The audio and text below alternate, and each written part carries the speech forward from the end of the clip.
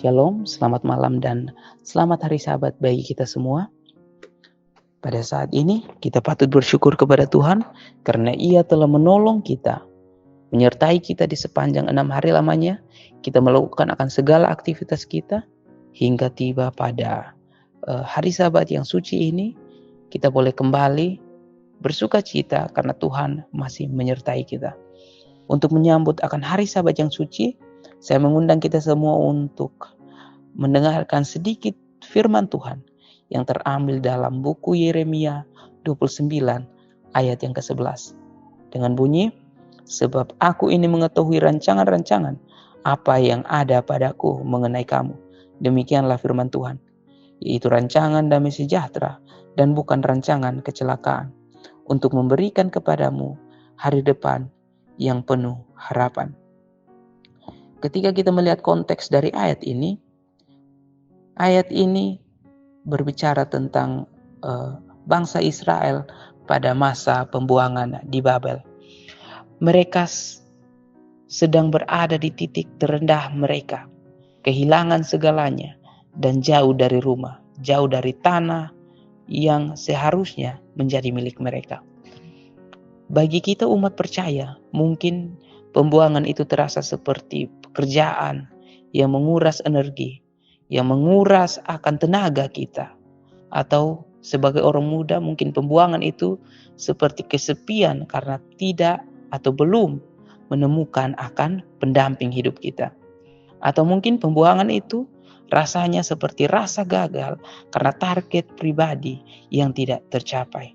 Tuhan berkata kepada Israel dan juga kepada kita semua, aku tahu rancanganku. Tuhan tidak bilang kamu yang tahu, tapi aku yang tahu.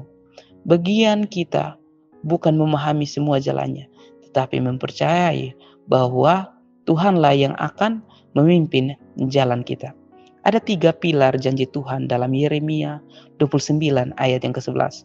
Yang pertama, bukan rancangan kecelakaan, namun rancangan perlindungan dalam penundaan. Seringkali apa yang kita anggap sebagai kecelakaan atau kegagalan, contohnya seperti ditolak kerja atau mungkin ditolak oleh pasangan kita, sebenarnya adalah cara di mana Tuhan melindungi kita dari sesuatu yang lebih buruk.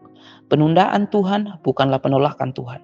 Dia menjauhkan kita dari orang-orang yang salah agar kita siap menerima orang-orang yang tepat.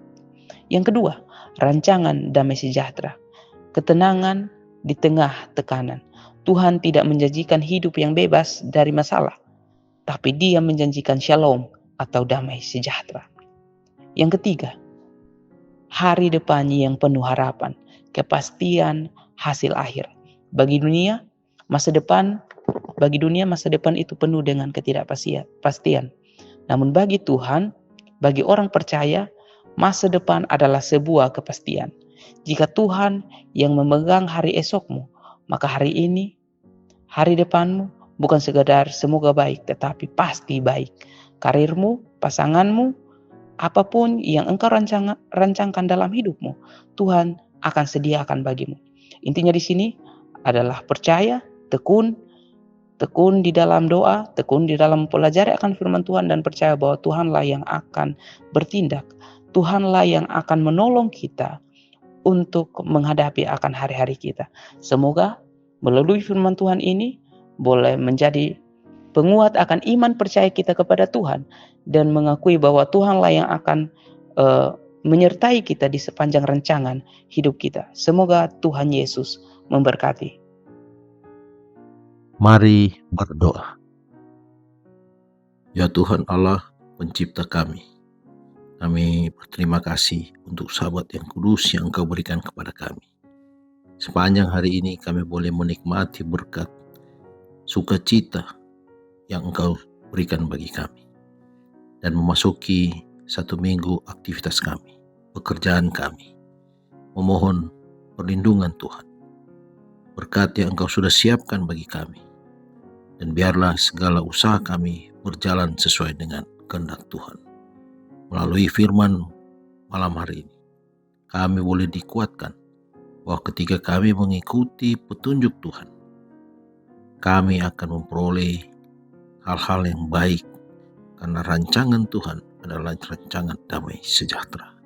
Terima kasih Tuhan, memohon penyertaan-Mu sepanjang minggu aktivitas kami.